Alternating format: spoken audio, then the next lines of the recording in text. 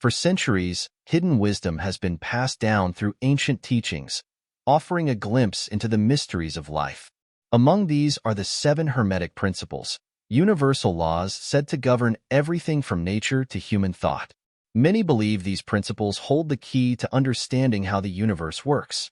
But what if they aren't just ancient philosophy? What if they can also be found in the words of one of the most well-known spiritual figures in history, Jesus of Nazareth? Imagine for a moment that the teachings of Jesus go beyond moral lessons.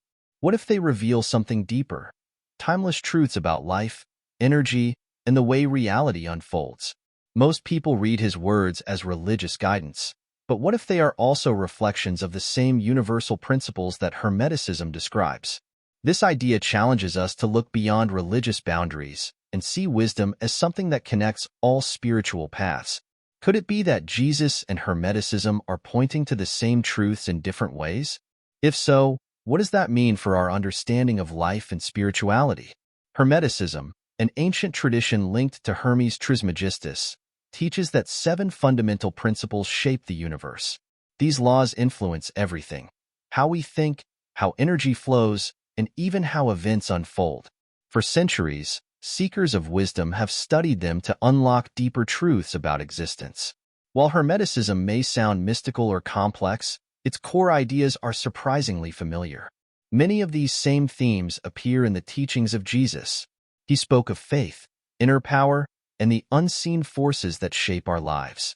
His lessons, often told through simple stories, encouraged people to see beyond the physical world and understand something greater. At first glance, Hermeticism and the teachings of Jesus might seem unrelated, one rooted in ancient Egyptian and Greek philosophy, the other emerging in the heart of Judea. Yet, when we look deeper, we find striking similarities. Both speak of an unseen order in the universe, the power of thought, and the idea that we create our own reality through our beliefs and actions. Jesus often spoke in parables, using simple language to describe deep truths. Hermetic teachings do the same, offering principles that explain how the universe works on a fundamental level. Could it be that Jesus was revealing the same universal laws that Hermeticism describes? If so, what does this tell us about the connection between different spiritual traditions? As we explore these 7 Hermetic principles through the words of Jesus, we may discover that wisdom is not limited to any one source. Instead, it is everywhere, waiting to be understood. The truth has never been hidden. It has always been right in front of us. The question is, are we ready to see it? The first Hermetic principle is mentalism, the idea that everything begins in the mind. It states, the all is mind, the universe is mental. In simple terms, this means that reality isn't just something that happens to us. It is shaped by our thoughts, beliefs, and consciousness. The entire universe, from the stars in the sky to the smallest details of our lives, is connected to the power of the mind. But long before this principle was written down, Jesus was already teaching the same truth. Proverbs 23 verse 7 tells us, "As a man thinketh in his heart, so is he." Jesus echoed this throughout his teachings, showing that our thoughts don't just influence us. They define who we are and what we experience in life. Jesus constantly emphasized that the world we see is a reflection of our inner state. If our hearts are filled with faith and love, we attract abundance and peace. If our minds are filled with doubt and fear, we create struggle and suffering. This perfectly mirrors the Hermetic principle that the universe is shaped by thought. When Jesus said, "If you have faith as small as a mustard seed, you can move mountains," Matthew 17 verse 20, he was revealing a powerful secret. Our beliefs have the power to shape reality. Faith isn't just about hope, it's about certainty. The mind, when fully aligned with belief, can influence the material world in ways we can't always explain.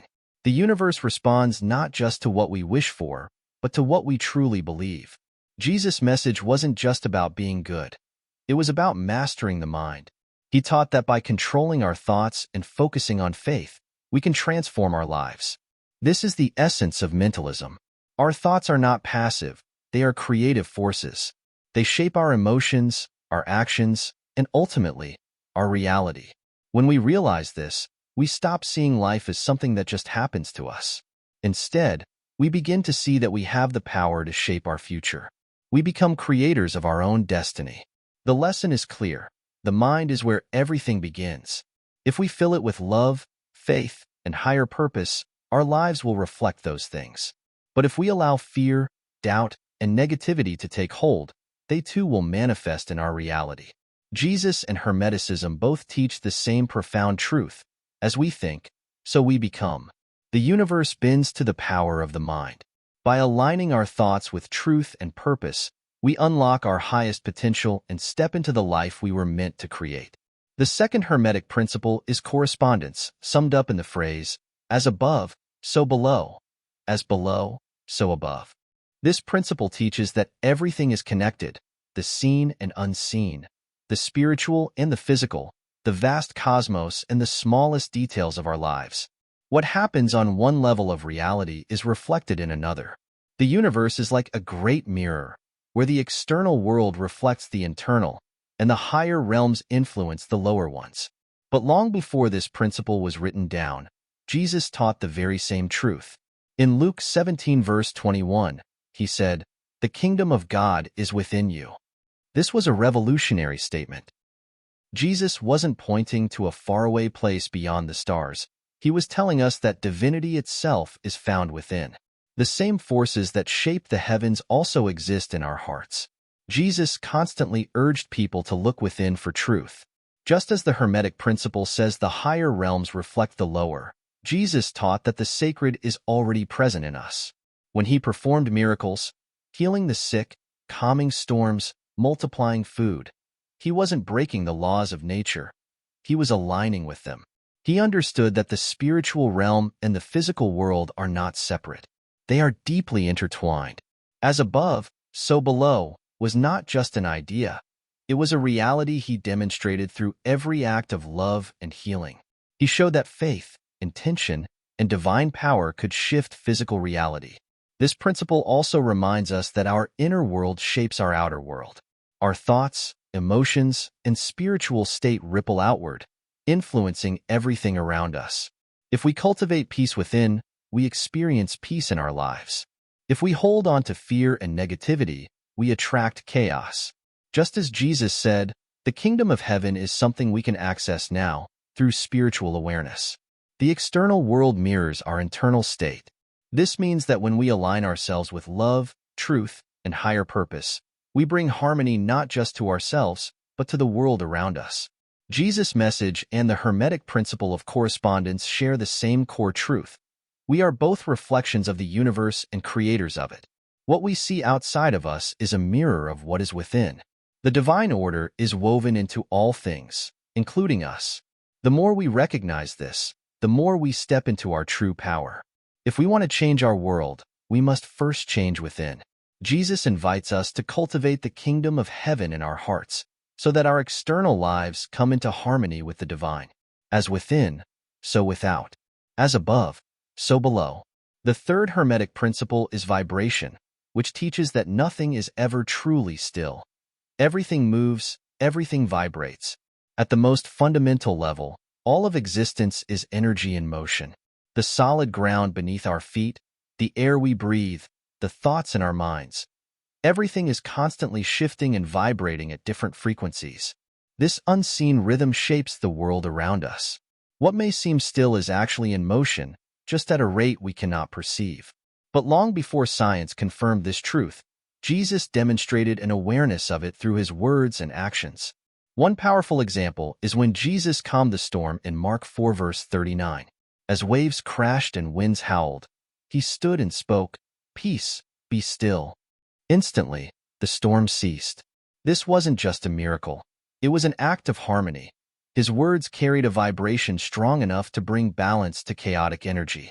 He wasn't merely stopping the wind. He was shifting its frequency, bringing stillness where there was turbulence. Everything vibrates, and Jesus understood that the right energy, through faith, intention, and divine connection, could change reality itself. His healing miracles reflected the same principle. Jesus often touched the sick, spoke to them, or simply willed them to be well. He understood that illness, suffering, and fear are low vibrations, and that by elevating them with love, faith, and divine power, balance could be restored. When he healed, he wasn't just fixing bodies, he was raising frequencies. He showed that true healing happens when we align with higher vibrations of love, peace, and divine truth. Perhaps the most powerful example of vibration in action was when Jesus raised Lazarus from the dead in John 11, verse 43. With just his voice, he called out, "Lazarus, come forth." These weren't ordinary words. They were charged with divine energy, strong enough to reverse death itself. His voice carried a vibration that reawakened life, proving that words and faith can literally reshape reality. Jesus repeatedly showed that thoughts, emotions, and words are not just passive experiences. They are vibrational forces that shape the world around us. This is why he taught that faith could move mountains, not because mountains magically vanish, but because aligning with the right frequency makes the impossible possible. When we operate from love, faith, and inner peace, we shift our energy, attracting miracles and transforming our lives. The principle of vibration reminds us that everything is alive with energy. Jesus calls us to tune into higher frequencies, ones of faith, love, and divine harmony. When we do, we don't just change ourselves, we uplift the world around us. We become part of the divine rhythm of creation, moving in harmony with the greater universe. The question is, what vibration are we choosing to live in? The fourth Hermetic principle is polarity, which teaches that everything has its opposite. Yet opposites are not truly separate, they are just different degrees of the same thing. Light and dark, hot and cold, joy and sorrow. None can exist without the other. They are not enemies, but part of the same spectrum. Without contrast, we could not understand anything. We only know warmth because we have felt cold. We only appreciate joy because we have experienced sorrow. Everything flows between these poles, creating balance in the universe. Jesus understood this truth deeply, and his teachings reflected it. He often spoke in paradoxes, revealing how opposites are connected. In Matthew 20 verse 16, he said, "The last shall be first, and the first last." At first glance, this may seem confusing, but it perfectly illustrates the principle of polarity. What appears to be high can become low, and what seems weak can become strong. Everything is always shifting and transforming, cycling through different states. Jesus taught that humility leads to greatness, that life comes through death, and that strength is found in surrender. These are not contradictions. They are deeper spiritual truths. Just as a seed must be buried in the darkness of the soil before it can rise into the light, we too must embrace the full range of life's experiences to grow. One of Jesus' most powerful teachings on polarity comes from Luke 9 verse 24. "Whoever wants to save their life will lose it, but whoever loses their life for my sake will save it." This is not just about physical life and death. It is about the death of the ego, the surrender of worldly attachments, and the awakening to a higher existence. By letting go of what we cling to, we gain something far greater, true, eternal life. Jesus showed us that embracing both ends of life's spectrum is the path to wholeness. Just as day turns into night and back into day, we, too, go through cycles of transformation. The principle of polarity teaches us that every challenge carries a hidden gift, and every sorrow holds the seed of joy. Jesus didn't tell his followers to avoid suffering. He taught them to see the purpose in it. Just as light and darkness are two sides of the same reality, so are victory and struggle, joy and pain, strength and weakness. One cannot exist without the other. Jesus' message is clear. Life is not about escaping difficulties, but about understanding their purpose.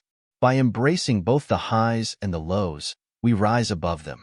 We stop seeing opposites as enemies and begin to see them as part of a greater harmony. Everything is connected, and everything is part of the divine plan. When we understand this, we no longer resist life's ups and downs. We flow with them, knowing that each moment, whether joyful or painful, is leading us toward a deeper understanding of truth. The fifth Hermetic principle is rhythm, the idea that everything moves in cycles. Just as the ocean tides rise and fall, the sun rises and sets, and the seasons change, so too does every part of life follow a natural flow. Nothing stays the same forever. There is a time for everything, a time to grow, a time to rest, a time to rise, and a time to let go.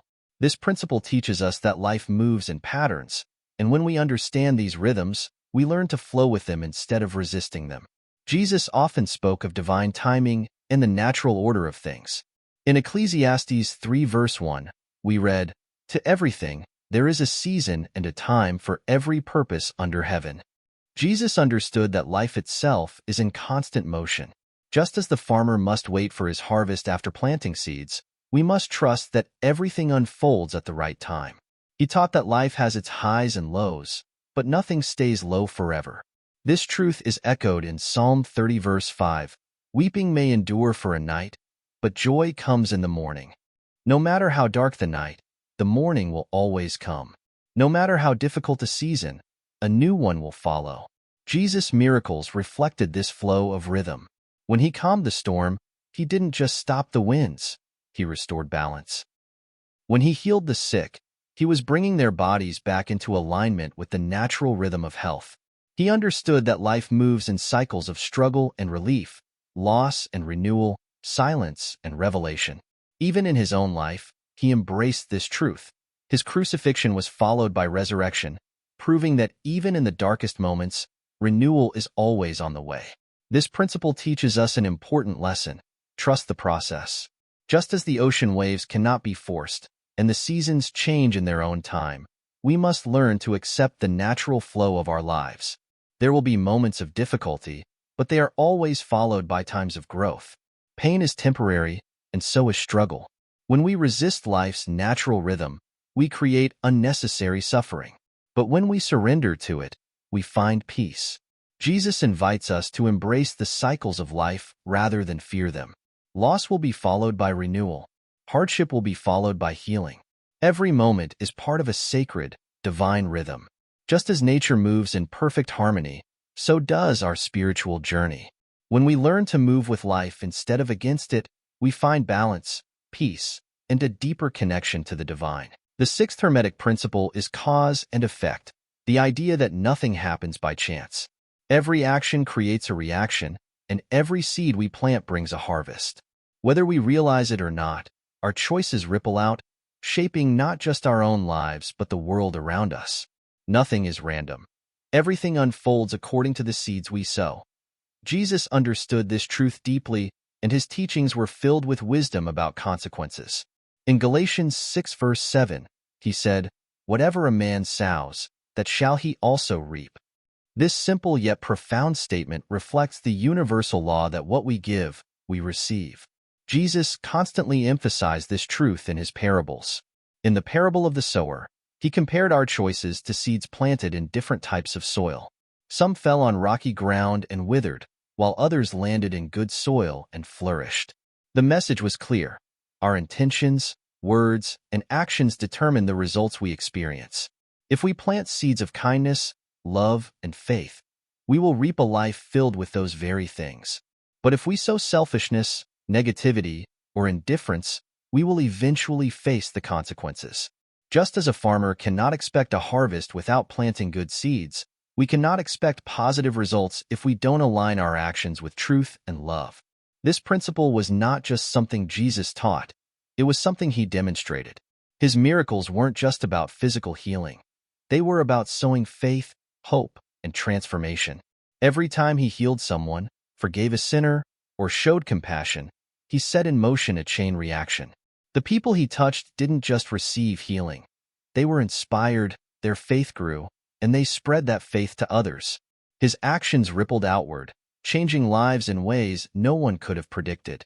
Jesus also warned of the consequences of selfishness, greed, and harm. He reminded us that every thought, word, and action has weight. In Luke 6 verse 38, he said, "With the measure you use, it will be measured back to you." If we give love, we receive love. If we judge harshly, we will be judged the same way. This is not just a moral lesson, it is a fundamental law of the universe. Nothing is wasted. Everything we put into the world, good or bad, will come back to us in one form or another. The principle of cause and effect teaches us to live with intention. Every choice we make sets something into motion. The smallest act of kindness can transform someone's life, just as one careless word can cause harm we may never see. Jesus calls us to be conscious of the seeds we plant, knowing that they will bear fruit in time. By choosing love, truth, and faith, we align ourselves with the divine rhythm of the universe. This law is not meant to scare us, but to empower us. It means we are not powerless. We have the ability to shape our own lives and influence the world for the better. Just as Jesus showed through his own life, when we act with purpose and love, we set in motion waves of goodness that extend far beyond what we can see. The seventh Hermetic principle is gender, which teaches that everything in creation carries both masculine and feminine energies. These forces are not opposites, but complementary, each playing a vital role in balance, creation, and renewal. The universe itself moves through this delicate harmony, just as the sun and moon work together to bring light to the world. Masculine energy represents strength, action, and structure, while feminine energy embodies intuition, wisdom, and nurturing. Both are necessary for life to exist. Jesus understood and honored this divine balance. Unlike the norms of his time, he elevated both men and women, seeing them as equals in the spiritual journey. One of the clearest examples of this was his deep respect for Mary Magdalene. She was not merely a follower. She played a crucial role in his mission. At a time when women were often dismissed, Jesus recognized their spiritual power, showing that the divine plan includes both masculine and feminine wisdom. In Mary Magdalene, we see the feminine energy of intuition, compassion, and inner knowing. In Jesus, we see the union of strength and tenderness, justice and mercy. He fiercely challenged corruption in the temple, yet he showed the utmost gentleness in healing the brokenhearted. His strength was not harshness. His compassion was not weakness. He embodied both divine energies in perfect balance. The Hermetic principle of gender teaches that all creation is born from the union of these energies. Every idea, every transformation, every act of growth comes from the blending of masculine and feminine forces.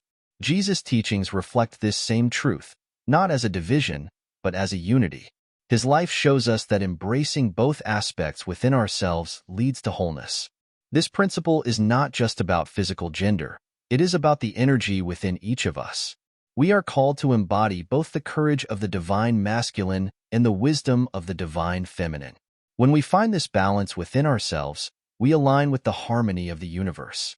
Jesus showed us that the path to divine wisdom is not about choosing one over the other. It is about unity. Just as day and night work together, so too do these energies within us. When we honor both, we reflect the fullness of creation and step into our highest potential. As we've explored these ancient Hermetic principles, we've seen how closely they align with Jesus' teachings. Though they come from different traditions, both reveal the deeper truths of the universe and our place in it. Now, the real question is, how do we apply this wisdom? Can we trust the rhythms of life, knowing that everything happens in divine timing? Can we plant seeds of love and kindness, believing that what we give will return to us? Can we embrace both strength and gentleness, logic and intuition, creating balance in ourselves and in the world? These principles are not just ideas. They are laws of life. When we understand and align with them, we step into our true power. Jesus taught that we are not separate from divine wisdom. We are a part of it. Thank you for joining this journey through the 7 Hermetic principles and their connection to Jesus' teachings. If these insights have resonated with you, let them guide your path forward. Wisdom is not just something to learn. It is something to live.